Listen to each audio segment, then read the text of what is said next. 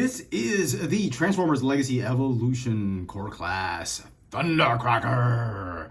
And finally, oh my goodness, I'm just so glad we actually get the third Seeker in the Core Class scale, and this figure turned out great. I mean, there's some issues with it. I'll have to nitpick on it. But overall, generally pleased with this figure. I think it's probably the best out of the three Seekers we have in the Core Class scale of figures for the Legacy line. Let's take a closer look at the details of this Core Class Thundercracker. So finally, we have all three Seekers in the Core Class scale completed. And it looks like Thundercracker looks to be the best looking among the three. Well, Skywarp did not have the null rays.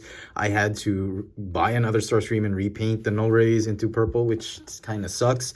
What's great about this figure is he does come with the null rays. Thank God these designers are listening to fans. I mean, come on, really? If they gave us another one of those skewer weapons, a barbecue skewer weapon, I mean, I would have had a fit and would have probably sold off all my Core Class figures just despite Hasbro. I don't know, but really glad we have the null rays. I don't have to buy another Starscream and repaint it because, oh my goodness, AllSpark knows that it is very difficult to find this kind of blue in a paint shop. So very nice. He looks great. All three of these figures look amazing. Takes you back to the cartoon. If you look at that black paint, it is done in this high gloss finish.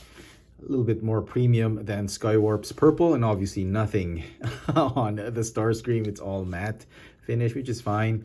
I love the silver paint on him. The head sculpt looks to be the same. I don't think they changed anything. This is the exact same mold as Starscream and Skywarp. My main complaint though, I mean, plastic quality, I'm not going to complain. If you're wondering if I'm going to hate on the plastic, no, it's fine. For a Core Class figure, it's actually pretty good. Plastic is very sturdy. It does not feel cheap by any means. The shade of blue, however, is what I am going to nitpick on. If you look at the blue on the null ray, it's not coming off clearly on camera, but there is a difference in blue. How do I describe it? The legs, the null ray, and the wings, they kind of sort of have like this greenish hue.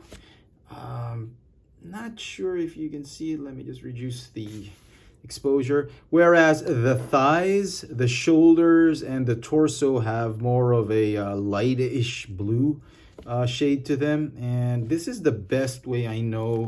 Let me see if I can show it off. You can see that there is a little bit of a contrast in blue right there. When the light hits it, man, it's not coming across very clearly, but you can clearly see that there is a lighter shade of blue on the legs, on the thighs, more than the lower legs. The thighs and the torso and the shoulders have the same colors, while the null ray and the lower legs and the wings, to a certain extent, have a slightly darker shade of blue, and you can clearly see it more with the wings. The blues don't match up quite as much as we want them to, but it's a very subtle difference. You don't immediately see it unless you do a close-up inspection. I mean, if he sits on the shelf like that with the rest of your Core Class figures, you're not probably going to notice it right away, but upon closer inspection, you will see that faint difference. And there we go. That's probably the closest I'm going to get to showing you the difference in that blue shade. The knees are obviously way off than the thighs. So, okay. In terms of mold degradation, nothing. Most of the joints they're not super tight, but they are tight enough, particularly the knees, elbows, the neck. The ball joints on the hips and the shoulders are pretty cool. They're not super loose. They're not loose, actually. They're tight enough to hold poses, so that's pretty cool. Hinges are pretty good too. So overall, I think they did a great job preserving this mold. As far as the details go, you can clearly see they've kept the exact same features on the head sculpt, on the torso, on the pauldrons, Everything's the same with the Starscream and Skywarp mold. All right, transformation, same transformation as Starscream and Thundercracker. The null rays still love to pop off just like Starscream. They didn't change anything about that. So rotate the elbows inwards like this. You can go ahead and fold out these tail fins until they snap onto the peg like that. You can fold out these fins much tighter than what we had with Skywarp. Same with the shoulders. Skywarp was a little bit loose. I don't know how they fixed that, but I'm glad they did. Okay, so you want to open up the chest cavity like this, and the fore chest goes out, or the fore cockpit goes out.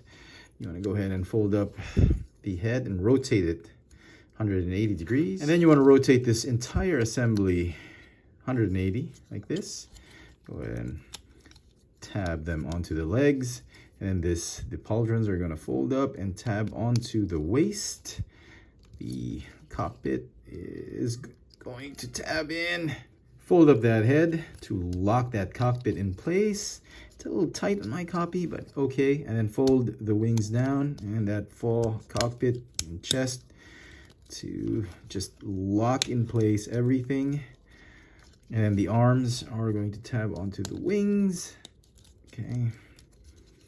That is the jet mode, and bring back the null rays. Okay. There, and there we go. That is Thundercracker in his, I guess, F-15-ish alt mode.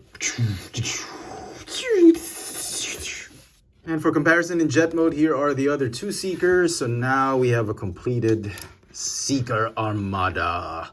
Starscream, Skywarp, and Thundercracker. They really, really look nice. Would be nice if they had landing gear though, but it's all right. I love the colors, G1 styled colors. I love it. Really great. Happy to have all three of them together in the same scale. And so some final thoughts on this new Legacy Evolution Core Class Thundercracker. I really enjoyed the figure. I mean, I was a little bit harsh when I did the Starscream review on this mold, but it really has grown on me, especially now that we have all three of the original Seekers from G1 in the same scale. And we didn't have to get them as exclusives or as a 2-pack or whatever, some other form of gimmick that Hasbro and Thundercracker could ever think up. And it's just really nice to have the three of them completed. This is a great scale, and you know, there's some hits and misses in this line, particularly in this core class scale, but overall I think I'm very pleased. This new Thundercracker is going to get a 9 out of 10. It would have been perfect had they fixed that color discrepancy between the two kinds of blue plastic. But overall, I am very, very pleased, just extremely elated that we now have all three Seekers completed in the core class scale. Let me know in the comment section what you guys think of this new Transformers Legacy Evolution Core Class Thundercracker. Hit that notification bell so you never miss out on any of my latest video reviews. And if it's your first time here, please subscribe. Thanks for watching.